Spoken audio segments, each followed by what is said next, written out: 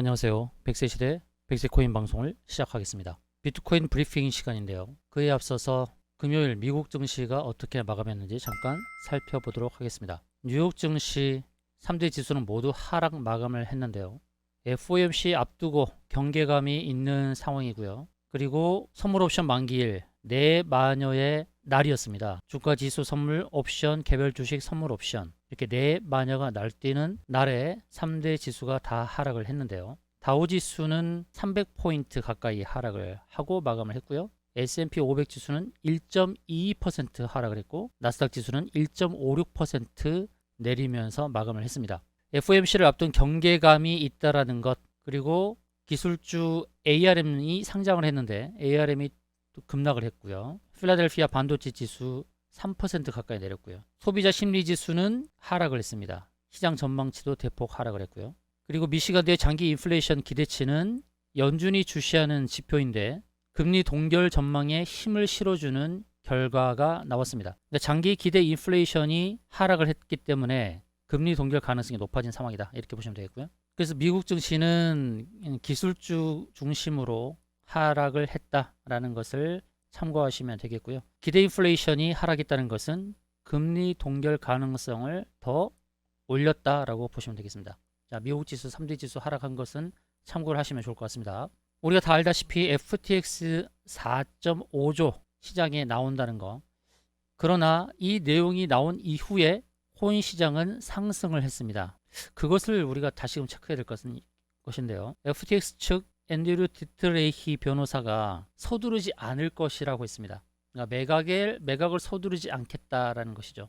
매주 나올 수 있는 그런 물량들이 있죠. 한 번에 다 매각을 하는 게 아니라 매주 매각하는 것이 1,000억에서 2,000억 정도 이렇게 매각이 될 수 있는 상황입니다. 1억 달러에서 2억 달러 규모로 매각된다는 얘기죠. 매주마다. 자, 여기서 우리가 생각해 봅시다. 매각을 하는 입장에서 싸게 팔고자 하는 그런 마음은 없을 겁니다. 가급적 비싸게 팔려고 할 것이고, 또 매각의 이슈를 두고 롱과 숏 포지션이 부딪히는 상황인데요. 매수 입장에서는 물량이 나오기를 기다릴 것이고, 매도 입장에서는 급락을 원할 것입니다. 이렇게 팽팽하게 맞서는 가운데서 모두가 다 아는 이 매각 이슈에서 당연히 아는 하락이 나올까요? 그것도 만만치 않은 겁니다. 누구나 다 아는 악재는 악재가 아니다 라고 봐야 되고, FTX 측도 비트코인이 하락을 하는 것에서 하락을 부추기는, 그래서 손해를 보면서 더 큰 손해를 보면서 팔고자 하는 그런 의지는 없을 것입니다. 물론 싸게 산 물량이 있기 때문에 손해는 아니겠지만서도, 그러나 가급적이면 비싸게 팔려고 할 것입니다. 그리고 이 물량이 나오는 것을 기다리는 매수 측도 있다는 것을 염두하시기 바라겠습니다. 비트코인 투심 공포가 지속되고 있는 상황에서 은행 대신 비트코인을 사용할 때라고 언급된 내용이 있습니다. 지금 현재 공포 탐욕 지수는 43을 기록하면서 공포 단계가 계속되는 상황입니다. 이런 것이 투심에 안 좋은 영향을 주고 있죠. 공포 탐욕 지수는 0에 가까울수록 극단적 공포를 나타내고 100에 가까울수록 극단적 낙관을 의미하게 됩니다. 트위터 팔로워 460만 명을 보유한 베스트셀러 12가지 인상의 법칙 작가이자 캐나다 심리학자 조던 피터슨은 은행 이용을 중단하자면서 비트코인이 결제 문제를 해결할 수 있을지 그 가능성 이렇게 묻는 포스트를 올렸습니다. 은행을 대신할 수 있는 기능? 기대치긴 한데 언젠가 실현될 가능성이 있겠죠. 극단적 상황에서요. 지금 단계는 아니고 극단적 상황에서입니다. 이 부분을 염두하시면 되겠고요. 자, 3일 연속 비트코인이 상승을 했는데 과연 추가적인 상승이 가능할까요? 비트코인이 3일 연속 상승세를 보인 가운데 바닥이 임박했다는 분석이 제기되고 있는데요. 가상자산 트레이딩 업체 QCP 캐피탈은 보고서를 통해서 10월 초 바닥을 예상하지만 진정한 바닥은 비트코인 약세를 부추기는 이벤트가 끝나는 10월 중순 말에 찾아올 것이라 전망을 했습니다. 현재 진행되는 약세 이벤트는 FTX가 보유하고 있는 가상자산의 매각, 그리고 9월에 FOMC, 다음 주에 FOMC 결과가 나올 것이고요. 세 번째는 마운트 곡스의 채무 상환에 대한 내용인데, 마운트 곡스 채무 상환이 무엇인지를 살펴보도록 하겠습니다. 자, 마운트 곡스가 상환할 비트코인 규모가 좀 있습니다. 자, 마운트 곡스는 2010년도에 설립이 됐는데요. 비트코인 거래 점유율 70%를 차지할 만큼 세계 최대 비트코인 거래소로 유명했지만 지난 2014년도에 해킹으로 전체 비트코인 발행량의 4%에 달하는 85만 비트코인을 잃고 파산을 했습니다. 마운트 곡스의 채권자 상환 기한이 함에 따라서 대규모 매도 가능성이 제기되고 있는 상황이죠. 그러니까 마운트 곡스는 이미 파산을 했고요. 그리고 채권자들이 상환해달라고 하는 그 상환 기한이 임박해서 비트코인을 매각할 가능성이 있다라는 것이죠. 그래서 마운트 곡스가 상환해야 할 비트코인 규모는 그러나 일일 거래량의 3분의 1 수준밖에 안 됩니다. 악재는 악재지만 심각한 악재는 아니라는 겁니다. 마운트 곡스가 상환할 규모는 15만 개 정도로 5조 4,840억 원에 해당하고요. 일일 거래량 120억 달러, 15조를 감안했을 때 3분의 1 수준이니까 그렇게 염려할 만한 상황은 아니다. 그러나 악재는 악재니까 이 부분도 참고를 하시면 좋겠습니다.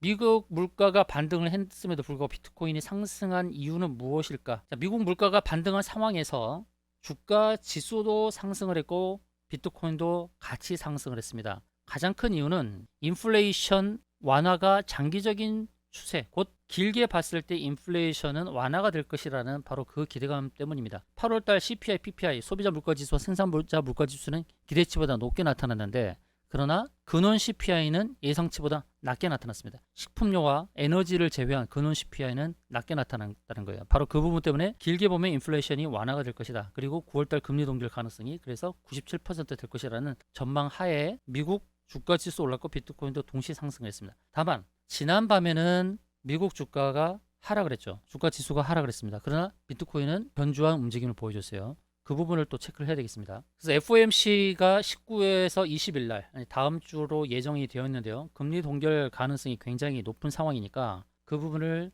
예의주시는 하되 그러나 금리 동결 가능성이 높다는 것은 참고하시면 좋겠고요. 자, 우리가 기대하고 있는 비트코인 현물 ETF 승인 이슈 내년 1분기 내에 무리 없이 승인될 것이라는 기대감은 있습니다. 그리고 우리가 한 가지 더 체크해 봐야 될 것은 2,000조를 운영하는 자산운용사 프랭클린 템플턴도 비트코인 현물 ETF 승인 신청을 했다는 것입니다. 이 부분을 한번 기대를 해보시죠. 블랙록은 이미 신청을 했고요. 근데 2,000조 원 규모의 자산을 운영하는 프랭클린 템플턴이 비트코인 현물 ETF 상장 경쟁에 뛰어들면서 시장 기대감이 커진 그런 상황입니다. 증권거래위원회가 현물 ETF 승인 여부를 재검토하는 그런 상황이고요. 내년 1분기에 승인 가능성이 높다라고 이렇게 보고 있는데 그 승인 기대감에 따라서 비트코인이 횡보를 하고 있지만 그러나 매수세가 이길 수 있는 가능성이 굉장히 높아진 그런 상황으로 볼 수 있겠습니다. 그래서 지금 상황에서는 이런 기대감 또 악재 요소 서로 맞물린 가운데서 어느 요인이 코인 시장이 더 강한 이슈로 작용할지 흐름을 지켜볼 필요성이 있는데요. 기준금리가 동결될 것이라는 전망 확산에 코인 가격 오름세를 유지하고 있는데 이런 내용도 있습니다. 유동성 상황에 반전이 없다면 비트코인이 하락할 수 있다. 이 말은 곧 뭐냐면 유동성 공급이 지속되어야 하는 것인데 지금 현재 변동성이 약화되어 있고 횡보를 유지하고 있는 이런 상황에서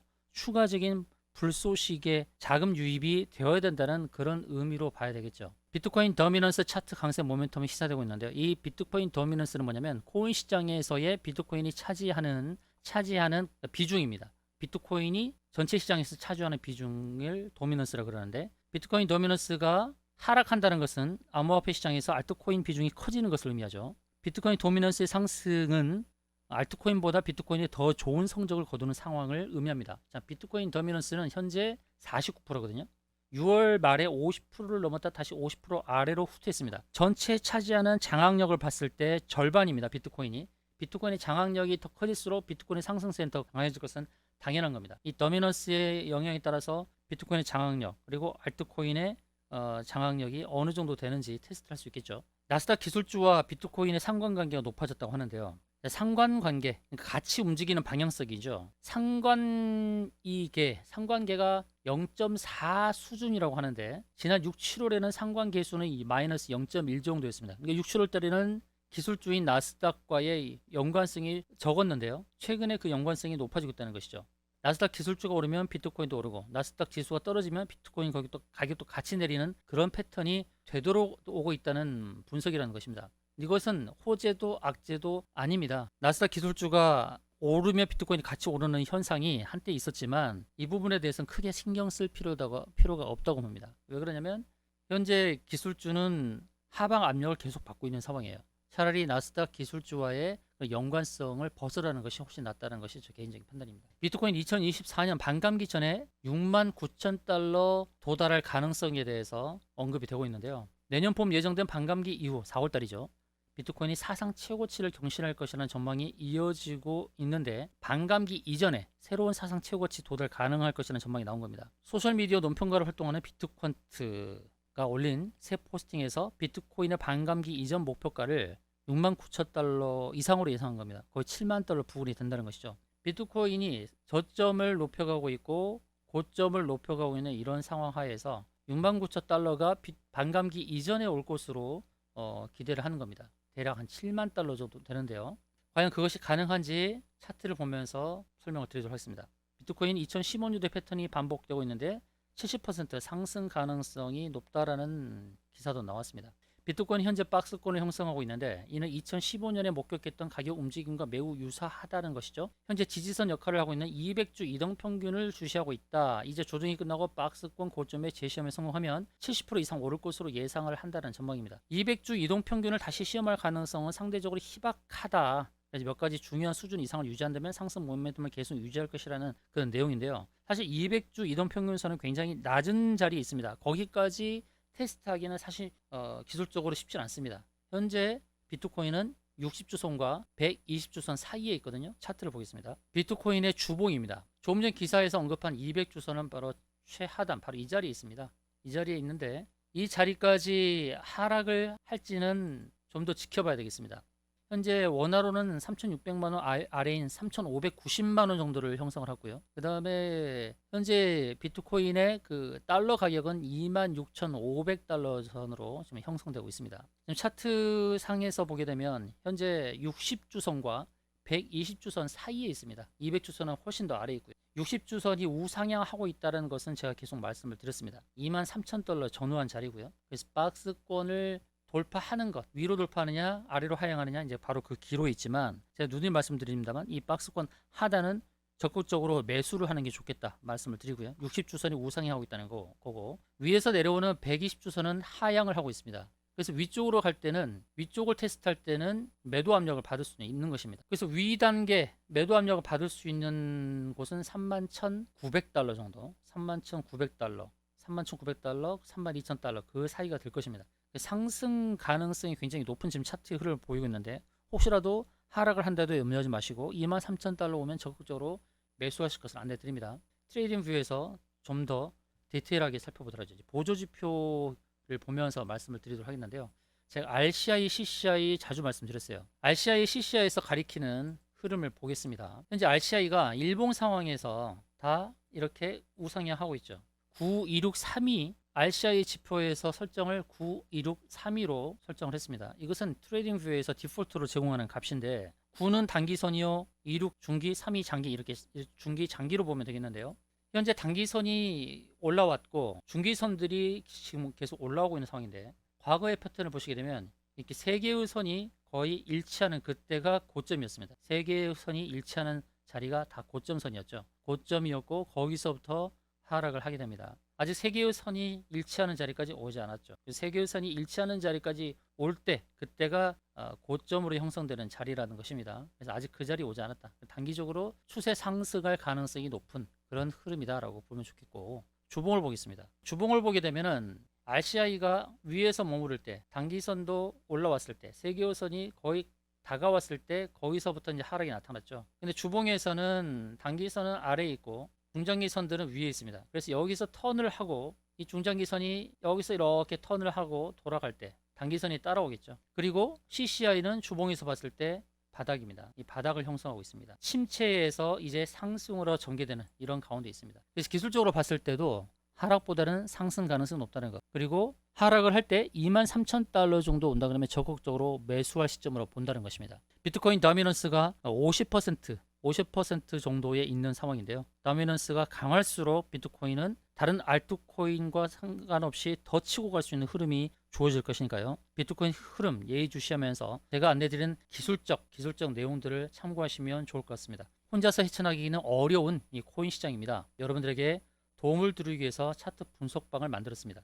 차트 분석방 입장하는 방법을 안내 드리도록 하겠는데요. 영상 하단에 더보기 클릭하셔서 링크를 따라 들어오시면 되겠습니다. 그래서 무료 차트 분석방에서 여러분이 보유하신 차트에 대한 분석을 좀 해드리도록 하겠습니다. 현재 비트코인 악재와 호재를 다시금 정리하겠습니다. 비트코인 악재 세 가지. 첫 번째, FTX발 매각 물량이 나올 수 있는 부분. 두 번째, 마운트 곡수의 물량이 나올 수 있는 부분. 세 번째, 공포 탐욕 지수가 43. 아직 공포 단계에 좀 있다라는 것. 낙관 지수가 좀 올라가는 게 좋겠죠. 비트코인 호재 세 가지를 살펴보겠습니다. 첫 번째, 프랭클린 템플턴 현물 ETF 신청. 2000조 자산을 운용하는 프랭클린 템플턴이 현물 ETF 신청에 따른 이 부분. 두 번째는 채굴 친환경 비중이 50% 넘어가서 이제 테슬라에서 비트코인을 결제 수단으로 다시 적용할 가능성, 그 기대감이 있다는 것. 세 번째는 다음 주에 예정된 미국 FOMC에서 금리 동결할 가능성이 있다는 이 기대감. 이 세 가지 호재까지 살펴봤습니다. 이상의 영상이 마음에 드셨으면 좋아요, 구독 눌러주시길 바라겠고요. 다음 영상에서 또 찾아뵙도록 하겠습니다. 시청해주신 여러분 감사합니다.